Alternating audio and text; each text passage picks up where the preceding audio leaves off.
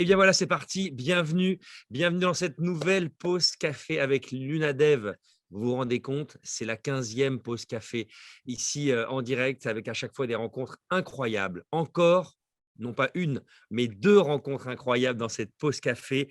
Anouk Curia et Alexandre Curzia et Alexandre Liovera. Et vous savez comment on sait que ce sont des champions olympiques? Ben, regardez comment ils sont habillés. Regardez, ils ont des couleurs bleu, blanc, rouge, ils ont des gros crocodiles et on reconnaît les couleurs de l'équipe de France, deux champions qui nous reviennent de Tokyo. Bonjour à vous deux, bonjour à Anouk, Alexandre. Bonjour. Bonjour. Et ils sont tous les deux du côté de Lyon. Dites-moi, à chaque fois, c'est un peu la tradition dans cette pause café avec l'UNADEV. Vu qu'on est à l'heure de la pause café, vous êtes quoi, vous, le matin café, thé, chocolat, tisane qu'est-ce que vous prenez? Alors moi, pour ma part, je suis plutôt thé. Thé? Même un matin de compétition? Même un matin de compétition. Alexandre? Et moi, au compte de tout ça, je suis plutôt un grand bol de céréales avec du lait et puis un petit verre de jus d'orange à côté. Le verre de jus d'orange, c'est important, donc voilà.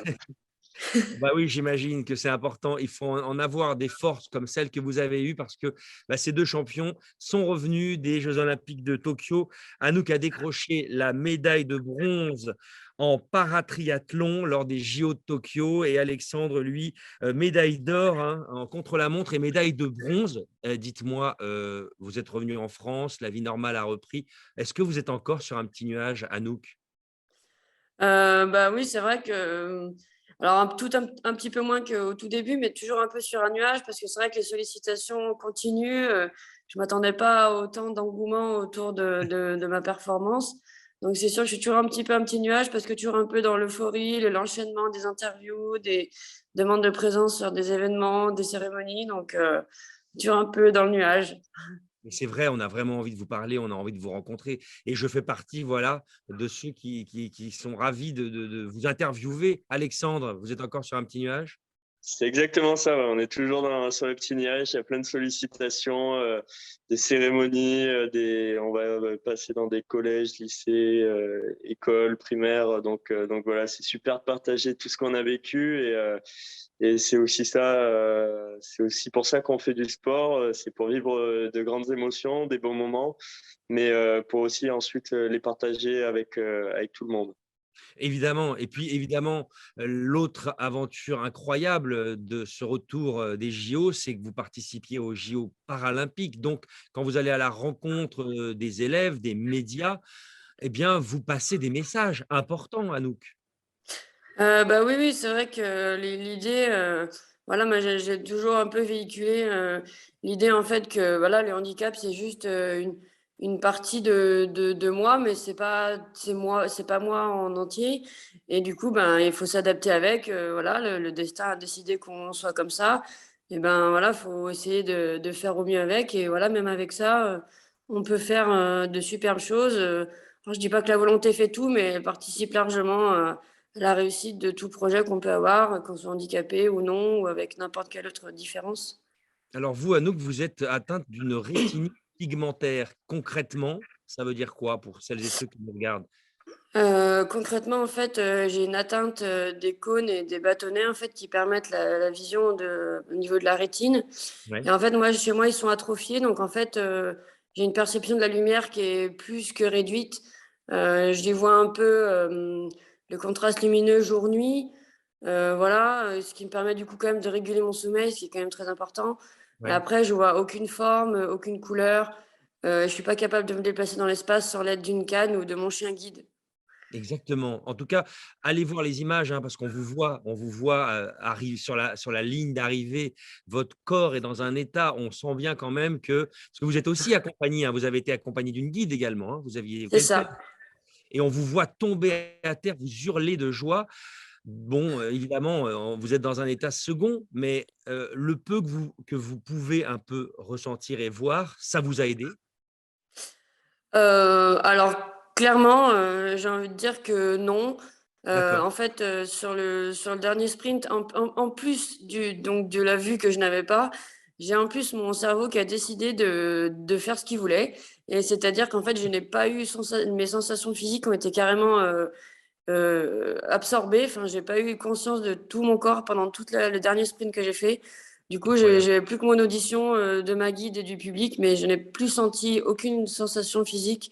Et du coup, visuellement, bah, il s'est rien passé. Donc voilà, plus que le son sur tous les 5 sens qui étaient encore en éveil au moment de ce sprint. C'est dire que le cerveau est vraiment capable de faire des choses un peu incroyables. Et c'est incroyable ce que vous venez de nous raconter, c'est extraordinaire. Alexandre, alors vous êtes atteint depuis votre naissance d'une maladie rare de la rétine, hein, c'est bien ça? C'est ça, ouais. L'amorose congénitale de Leber. Donc vous voyez un peu, a priori, un dixième, c'est ça? Vous avez un dixième de l'œil, des yeux qui fonctionnent? Ouais, c'est ça, j'ai un dixième à peu près à chaque œil, donc c'est une acuité qui est relativement correcte, qui me permet de lire quand c'est écrit en gros caractères, mais c'est surtout le champ visuel qui m'handicape. Donc voilà, j'ai entre 6 et 8 degrés de champ visuel à peu près. Donc voilà, j'ai une vision qui est vraiment centrale, j'y vois comme dans un trou de serrure. Donc c'est surtout ça qui est handicapant. Et on voit les images également, vous aussi, avec votre binôme, parce que vous étiez 2 sur ce C'est vélo. ça, accompagné par Corentin Hermenot. Donc voilà, c'est d'autant plus beau de vivre ces émotions et de les partager avec son coéquipier. Ce sont des grands moments. Quelques secondes après votre victoire, médaille d'or et médaille d'argent, hein, je le précise, extraordinaire, hein, C'est bon, encore c'est 2 bon. représentants de notre France. Quelques secondes après votre victoire, vous avez dit: «Bah, je remercie mon père, je remercie ma mère». Ah, Direct. totalement, totalement. On réussit pas seul, il faut être bien entouré. C'est vraiment un travail d'équipe. Donc c'est important de les remercier, eux qui m'ont soutenu depuis le début. Pour le coup, c'est vraiment les premiers à croire en moi. Donc voilà, on réussit pas seul. C'est important pour moi de les remercier. Et alors c'est intéressant, vous avez l'un et l'autre beaucoup répondu à plein d'interviews et notamment dans votre région Rhône-Alpes où les médias locaux, évidemment, font de vous des stars. Heu et vous dites, Alexandre: «J'ai eu raison de suivre mon étoile». Pourquoi vous avez dit ça? Exactement, j'ai eu raison de suivre mon étoile parce qu'avant, je faisais de l'athlétisme handisport. J'étais au pôle France d'athlétisme handisport et je visais les Jeux de Paris donc en athlétisme. Mais sur ces 3 années au pôle France, j'ai passé plus de 2 ans et demi avec plein de blessures aux pieds, des fractures et diverses autres blessures. Donc voilà, c'était vraiment dur psychologiquement. À chaque fois que je reprenais l'entraînement, je me reblessais et je voyais petit à petit mon objectif qui s'éloignait, quoi. Je me sentais plus maître de mon destin. Et donc, au cours de la rééducation, j'ai découvert le vélo. Et Ouais. j'ai ensuite fait un stage avec le pôle espoir de cyclisme handisport, et avec Dorian Foulon, qui est revenu aussi avec une médaille d'or de ces Jeux paralympiques. Donc voilà, là, j'ai vraiment découvert le vélo, toutes les sensations, l'adrénaline qui va avec, la vitesse, et ça a été le coup de cœur avec ce sport. J'ai direct accroché. Donc voilà comment je suis passé de l'athlétisme et finalement au cyclisme. Et voilà, j'ai bien fait de suivre mon étoile. Mais alors Anouk, relevez un tout petit peu votre téléphone qu'on voit votre joli visage parce que là, on voit plus votre polo, voilà. Vous, un petit peu, c'est pareil parce qu'en 2014, ça veut dire que, il y a pas si longtemps, c'est un peu par hasard que vous vous êtes retrouvés dans cette compétition et dans ce sport? Alors ouais, c'est carrément par hasard. En fait, c'est une rencontre un peu inopinée. Moi, je j'avais jamais fait de sport de compétition. C'était pas forcément mon objectif. Voilà, moi, j'avais surtout misé sur mes études et en fait, à la fin de mes études, ben, voilà, j'avais plus trop d'objectifs importants et en fait, c'est tombé à pic. Il y a un pompier lyonnais, du coup, qui s'appelle Cédric Carrera et en fait, il a découvert, lui, le biathlon handisport. Donc du coup, c'est le sport qui allie du ski de fond et du tir. Et en fait, il a découvert ça avec un duo d'un non-voyant avec son guide sur une station savoyarde. Et en fait, il s'est dit, mais moi, je fais du triathlon, mais je veux faire découvrir cette discipline à quelqu'un qui n'y voit pas. Du coup, il s'est mis en relation avec le milieu handisport.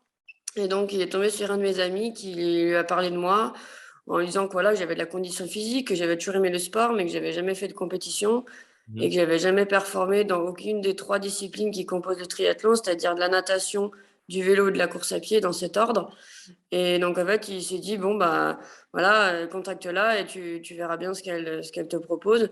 Et finalement, moi, curieuse comme je suis et puis voilà, un peu dans un vide d'objectifs, je me suis dit: «Bah, allez, je me lance, qui ne tente rien n'a rien». Et bah, voilà, ma curiosité m'a amenée jusque-là. C'est génial et alors, c'est intéressant parce que alors, si je ne me trompe pas, bah, vous êtes tous les 2 kinés? c'est ça. Pas encore pour moi, je suis Pas encore encore. étudiant. Mais Je vais étudiant en partir kiné. faire un stage de kiné en Guadeloupe là et donc voilà, tout va bien. Comment on arrive, Alexandre, à concilier cette vie de sportif de haut niveau avec des études de kiné? Alors, vous êtes jeune, mais quand même, ça demande une organisation incroyable. Ça demande une grosse organisation, ça demande beaucoup de travail. Donc voilà, et puis il faut aimer ce qu'on fait. Si j'aimais pas mes études, ben, je n'y arriverais pas. Mais là, ça me plaît, donc je m'épanouis dans le sport, je m'épanouis dans les études et c'est super. En fait, je m'éclate, donc ça se fait plus facilement comme ça. Et j'ai un contrat de sportif de haut niveau avec l'école qui me permet de suivre à la fois mes entraînements et mes cours, c'est-à-dire que mes cours sont étalés sur 2 ans. Mon année est étalée sur 2 ans. L'année dernière, j'ai passé la moitié des matières et puis cette année, je vais passer l'autre moitié. D'accord. Alors, on est en direct hein, dans cette pause café. Il y a des questions qui nous arrivent des membres de l'UNADEF, de celles et ceux qui nous écoutent. Merci pour vos questions. Il y en a une bon, qui rebondit un petit peu sur ce qu'Alexandre vient de dire, mais quelqu'un qui vous demande mais, comment vous faites est-ce que vous pensez que la pratique du sport, et surtout à haut niveau, comme vient de le dire Alexandre, change la manière dont vous vivez votre handicap, Anouk? Alors moi carrément, enfin voilà, en fait, moi j'ai l'impression qu'en fait mon handicap, comme je disais tout à l'heure, fait partie de moi, mais ne décide pas de mon destin. Ouais. Enfin ou du moins il l'impacte du moins possible. Et voilà, du coup, moi, ça me change carrément ma manière aussi de le vivre parce qu'il y a quand même des situations où j'avoue que du coup je suis curieuse, mais des fois je suis pas toujours très téméraire. Enfin, j'aime pas l'échec, donc des fois il y a des situations que j'aime pas trop affronter.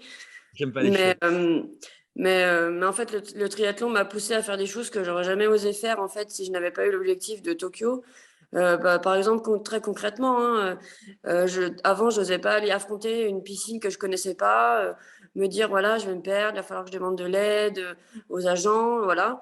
Et en fait, je me suis dit, mais si tu vas pas nager et qu'en fait les autres filles, elles sont en train de s'entraîner, elles vont pas te donner le choix, elles vont pas te laisser le choix, elles vont pas te dire, oh, ma pauvre, t'es derrière parce que t'as pas pu t'entraîner. Mais moi, je voulais pas de ça, donc je me suis mis un coup de pied aux fesses, comme on dit, et je me suis dit, bah, maintenant, tu vas aller affronter ces situations difficiles, enfin, plus complexes. Et maintenant, du coup, je vais dans une piscine, ça me pose plus de problème, ça me paraît une banalité. Alexandre, cette médiatisation immense que vous avez l'une et l'autre, Anouk et vous, Alexandre, le fait de parler voilà, aujourd'hui avec l'UNADEV, hier dans des médias locaux, nationaux, internationaux, parler aussi du handicap, de l'UNADEV, des Jeux paralympiques, c'est hyper important. Ouais, c'est totalement hyper important. Ben, cette médiatisation, elle permet d'informer le public sur et de le sensibiliser au handicap. Voilà que c'est pas une fin en soi le handicap, qu'on peut faire des choses même quand on est en situation de handicap. Donc ça va dans le bon sens. On voit moins l'aspect pitié du handicap. Oh le pauvre, il est handicapé, il peut pas faire ci, il peut pas faire ça. Mais plutôt l'aspect waouh, il est en situation de handicap. Dans certaines situations, il est handicapé, mais on voit très bien que dans d'autres situations, il fait des choses exceptionnelles et au final, voilà, le handicap, c'est pas une fin en soi. Donc, toute cette médiatisation, elle nous apporte beaucoup elle nous apporte beaucoup à nous aussi. C'est super que ça soit de plus en plus médiatisé. Et je pense que ça va faire que continuer avec Paris 2024. Donc Oui. voilà, faut que ça continue et ça a du bon tout ça. Dites-moi, petite question à l'un et l'autre, vous êtes allé à l'Élysée? Oui, oui, c'est ça, on est allé à l'Élysée, du coup, le 13 septembre, sur invitation, du coup, de Monsieur Macron. Bah voilà, c'est vrai que c'était un endroit un peu exceptionnel. On se dit, ouh là là, on rentre dans l'Élysée, c'est vraiment le haut sommet de l'État et se dire de, voilà, qu'on va côtoyer les endroits qu'on voit souvent à la télé, mais qu'on imagine ne jamais franchir la porte. C'est vrai que c'est impressionnant. C'est impressionnant. Et Alexandre aussi? Vous avez rencontré le Exactement, ouais. président? C'était un moment très, très impressionnant et inoubliable, ouais, de se retrouver avec tous les médaillés olympiques et paralympiques pour vivre cette cérémonie, ce discours et ensuite ce grand buffet qui était excellent. Donc voilà, c'est des moments inoubliables qui resteront gravés et que j'espère revivre en 2024. En tout cas, l'un et l'autre, vous pensez que l'UNADEV vous a permis d'évoluer dans ce sport? En tout cas, des structures comme l'UNADEV? Bah, oui, oui, après c'est sûr que, ils donnent pas mal de soutien, voilà, pour nous faciliter aussi des petites choses au quotidien. Voilà, ils sont présents aussi, voilà, pour œuvrer aussi dans l'accessibilité du sport pour tous. Et moi, je trouve ça important, voilà, que tout le monde puisse avoir accès à de l'activité physique, qu'on soit en situation de handicap ou non. Alexandre Ouais, et moi, je Anouk, suis totalement d'accord avec ce qu'elle vient de dire. Et puis, c'est un des partenaires aussi du Tandem Club rhodanien. Et je sais qu'ils mettent en place pas mal de séances d'initiation pour faire découvrir cette pratique à tous les adhérents. Donc voilà, ouais, c'est important de faire découvrir cette pratique à toutes les personnes déficientes visuelles ou non-voyantes et pour peut-être détecter les futurs champions de demain. et Alexandre et Anouk, je ne vous ai même pas demandé, montrez-nous vos médailles, s'il vous plaît, pour celles et ceux qui nous voient en direct, parce qu'elles sont Elles autour du sont cou. là. Les 2 médailles de bronze, et une médaille d'or, une or, une de bronze. Et Anouk, allez-y, peut-être une troisième en bronze on y suite à croit. un contrôle positif d'un des concurrents sur une épreuve où on Ah, termine quatrième. ça y est, Donc on voilà, voit celle d'Anouk. on va peut-être récupérer une médaille de bronze. Waouh, waouh, regardez comme elles sont belles. Et les jeunes, je dis les jeunes parce que vous avez quel âge? 21 29, ans, et 29 et 20, 21? c'est c'est ça. ça. Voilà, donc vous voyez, c'est la jeunesse sportive encore de demain. Et tendez l'oreille, je vous fais écouter quelque chose avant de nous quitter. Mince, ça marche pas. Attendez, est-ce que ça marche?